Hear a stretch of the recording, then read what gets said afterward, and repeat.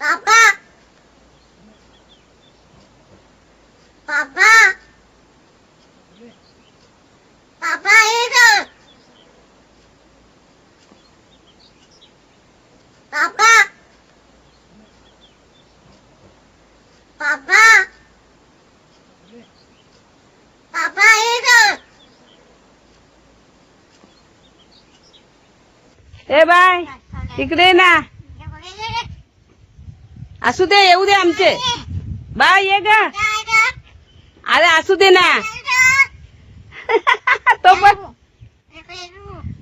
ते आम्ही घेऊन चाललो. हा ए बाय इकडे ये ना.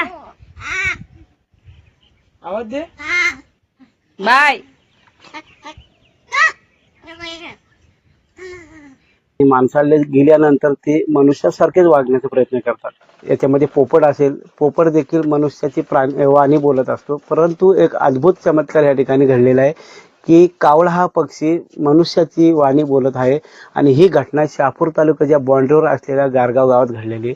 एक आदिवासी कुटुंब आहे, त्यांच्या घरी हा एक कावळा त्यांनी आणलेला आहे. लहानपणापासून त्यांनी त्याचं संगोपन केलंय, पालन पोषण केलं आणि तो त्यांचीच बोली या ठिकाणी बोलत आहे. काय सांगाल, कधी तुम्ही याला आणलं आणि कशा प्रकारचा तो बोलतोय आणि काय सांगाल, केव्हा तुम्हाला भेटला? यंदाचा त्याला 3रा वर्ष आहे यंदाचा. किती मोठा असताना भेटला तुम्हाला? छोटासा असा भेटला, झाडाखाली पडलेला होता. हं, तो आमच्या पोराने आणला विचून, हं. त्याला खायला घातला. मग तो असा करता करता चांगला झाला ना, मग थोडा मोठा झाला, मग त्याचे तो हिंडायला लागला. हं. मग तो घरीच राहतो का? घरीच राहतो, बाहेर जात नाही? नाही एवढे जसा तो हिंडतो हं.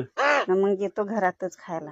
अच्छा, काय खातो सध्या तो? भात भाजी खाऊ पोरा घालतात त्या खाते. मग तो सध्या बोलायला लागलाय, काय सांगाल? काय कसं बोलतोय का तो? काय बोलतोय? बोलतो ना, काय करता, कुठे चालले, हा, हट, हा. असं आई बाबा ताई अच्छा, आणि सगळ्यांना आवाज देतो. परतू बाबू. हा ना.